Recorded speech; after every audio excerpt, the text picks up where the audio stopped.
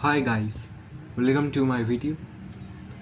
ये video basically ऐसी कोई बहुत हाइप वाली वीडियो नहीं होने वाली है। मैं इस वीडियो में आपको बताऊंगा कि मैंने अपने 17 साल तक क्या क्या सीखा। ये काफ़ी इन्फॉर्मेटिव वीडियो होने वाली है, इसको बहुत ज़्यादा ध्यान से देखना। और मैं बताऊं तो कॉपी पेन लेके आ जाओ, इन सब पॉइंट्स को नोट भी कर लेना। इस वीडियो में मैं आपको बताने वाला हूँ कि क्या यूनिवर्स के कौन कौन से लॉज होते हैं जो कि एक बेसिकली ह्यूमन की लाइफ को गवर्न करके रखते हैं। ठीक है, पहला जो रूल होता है वो है, जो भी 80% रिजल्ट होगा वो हमेशा 20% वर्क से आएगा। आपने अपने एकेडमिक्स, अपने एग्ज़ाम्स में भी देखा होगा, जो भी इम्पोर्टेंट टॉपिक्स होते हैं कि कोई भी एक चैप्टर ले लिया, जैसे कि केमिस्ट्री में, मैं 12th में हूँ तो केमिस्ट्री में कोऑर्डिनेट कंपाउंड ले लिया।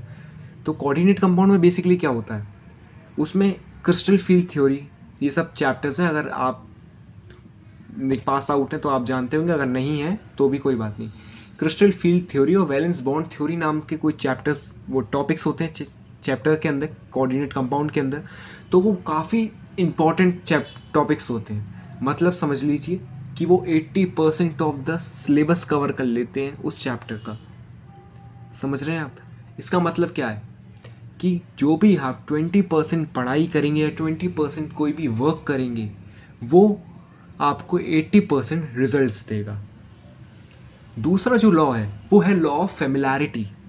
अब ये क्या होता है कि बेसिकली आप देखिए कि जैसे कि मैं आपको अगर बताऊं तो लॉ ऑफ फेमिलैरिटी आप ऐसे समझ सकते हैं कि आपने कोई मूवी देखी, कोई मूवी में आपको कोई एक्टर या एक्ट्रेस की एक्टिंग बहुत ज़्यादा पसंद आई, तो क्या होगा, तो आप उसके बारे में थोड़ा सोचेंगे मूवी देखने के बाद।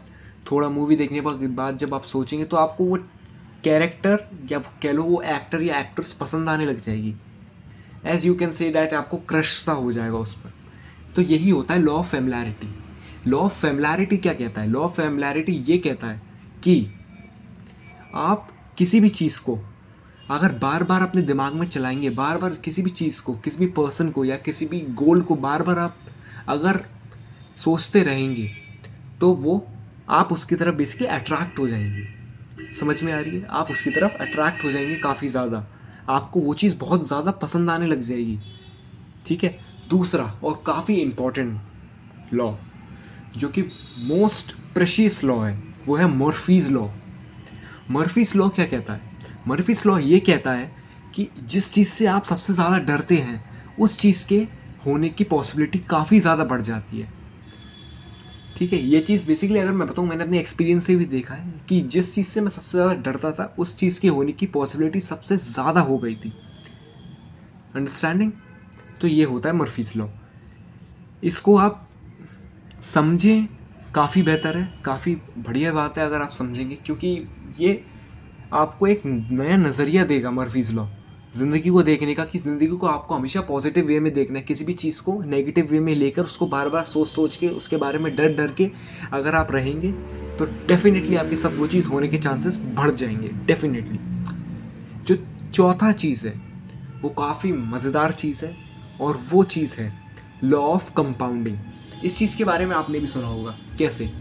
कि आप जब भी अपने लोएस्ट पे होते हैं तब आप क्या करते हैं? अपने प्राइम पे पहुंचने के लिए धीरे धीरे छोटे छोटे स्टेप्स लेते हैं। तो यही छोटे छोटे स्टेप्स, यही छोटी छोटी प्रोग्रेस आपको बहुत बड़ा रिजल्ट दे देती है आगे जाके।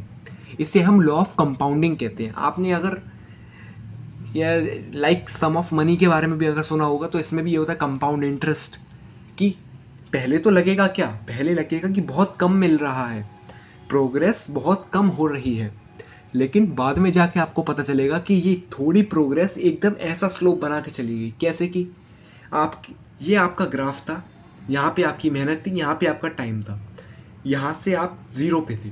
आप क्या देखेंगे कि आपकी मेहनत तो बहुत हो रही है, समय निकल रहा है, लेकिन मेहनत बहुत हो रही है। सक्सेस का ग्राफ है भाई, सॉरी, सक्सेस का है। टाइम के साथ सक्सेस ऐसे चल रहा है, ऐसे मतलब बहुत कम सक्सेस मिल रहा है, टाइम जल्दी निकल रहा है, टाइम निकल रहा है, और अचानक से आप देखेंगे ऊपर की तरफ चला जाएगा, अचानक से ये ग्राफ ऊपर की तरफ ऐसे चला जाएगा। तो यही होता है लॉ ऑफ कंपाउंडिंग। आपको इसके रिजल्ट्स काफ़ी ज़्यादा मिलेंगे अगर आप छोटे छोटे टारगेट्स लेके करेंगे, छोटे छोटे तरीके से आप अगर अपनी प्रोग्रेस को आगे बढ़ाएंगे तो आपको लॉ ऑफ कंपाउंडिंग के काफ़ी ज़्यादा रिजल्ट्स मिलेंगे। आपको सक्सेस हमेशा मिलने वाली है किसी भी फील्ड में या किसी भी प्रोजेक्ट में अगर आप लगे हुए हैं। जो चौथी चीज़ है, चौथी कह रहा हूँ, पांचवी चीज़ है कि जब भी डिसीजन लेने की ज़रूरत नहीं है तो वहाँ पे डिसीज़न मत लो। बेफिजूल में डिसीज़न लेने से कुछ नहीं होगा, आपकी एनर्जी जाएगी, आप उस चीज़ के बारे में बार बार सोचेंगे, आपका टाइम वेस्ट होगा। समझ में आ रही है? डेफिनेटली। जो सातवीं चीज़ है, वो जो छठवीं चीज़ है वो क्या है, किसी भी चीज़ को आप अगर सीखना चाहते हैं, जैसे कि मैंने पाइथन आज तक नहीं पढ़ी, मैं एक कंप्यूटर साइंस का स्टूडेंट हूँ। सो अगर मैं किसी भी चीज़ को जैसे मैं पाइथन सीखना चाहता हूँ तो मेरे को क्या करना है, एक ये बहुत बढ़िया चीज़ है, इससे आप जेन्युइनली प्रोग्रेस करेंगे आगे जाके। कि अगर मेरे को पाइथन सीखनी है, पाइथन सीखने के लिए मैं कंप्यूटर साइंस में जो जावा की चीज़ है जो मैंने पढ़ी अपने स्कूल में, जावा की, उसको साइड रखना पड़ेगा जावा की चीज़ को, और पाइथन की चीज़ को एक नए सिरे से देखना पड़ेगा। मेरा जो ईगो है जावा को लेके, बेशक मैं बहुत ज़्यादा वो हूँ एक्सपर्ट जावा में, या मैं बहुत ज़्यादा लो हूँ, या फिर मेरे को जावा में बहुत आता है या फिर मेरे को कम आता है, जो भी आप नई चीज़ सीखेंगे उसके लिए आपको पुरानी चीज़ को साइड हटा के रखना पड़ेगा, अपने ईगो को साइड हटा के रखना पड़ेगा, अपनी नई लर्निंग्स को साइड हटा के रखना पड़ेगा, अपने बिलीव्स को साइड हटा कर रखना पड़ेगा, और नई चीज़ के लिए सीखने के लिए उतावला सा होना पड़ेगा। ये काफ़ी इंपॉर्टेंट चीज़ है।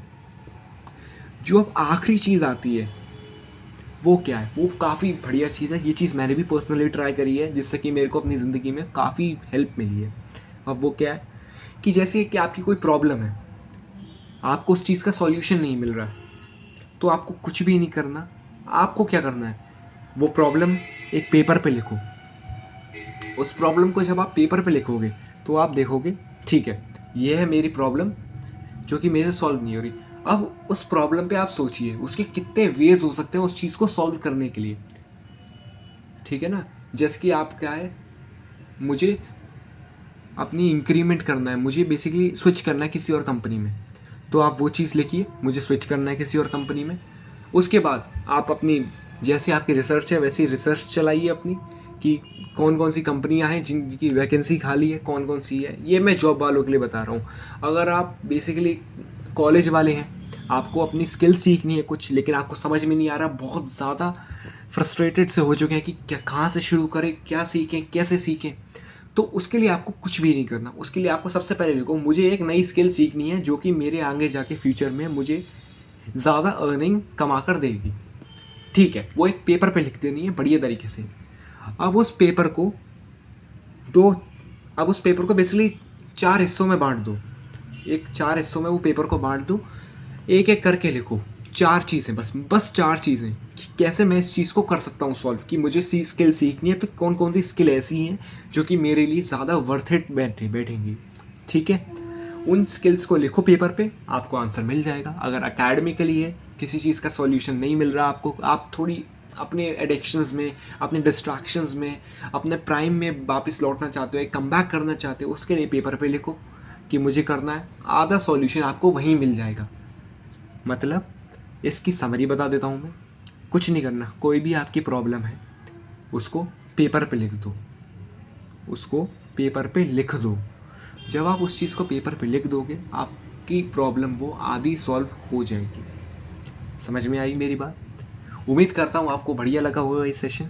मैंने इसमें आपको काफ़ी सारे लॉस बताए, काफ़ी सारे लाइफ्स के हैक्स बताए, जिसको यूज़ करके आप एक बढ़िया ज़िंदगी जी सकते हो। बढ़िया तो नहीं, इन चीज़ से बेसिकली आप अपनी लाइफ को बेटर कर सकते हो। जितना आप इन चीज़ों को यूज़ करोगे, जितना आप इन चीज़ों से सीखोगे, जितना आप इन लॉस से सीखोगे, इन चीज़ों से आप बेटर कर सकते हो अपनी लाइफ को। ठीक है, तो यहीं पे ही ख़त्म करते हैं। अगली वीडियो काफ़ी इंटरेस्टिंग होने वाली है, वो भी बहुत बढ़िया चीज़ पे होने वाली है। इसका मैं वो नहीं दूंगा, मज़ा करके हो जाएगा बेसिकली। तो मिलते हैं अगली वीडियो में, तब तक के लिए बाय बाय।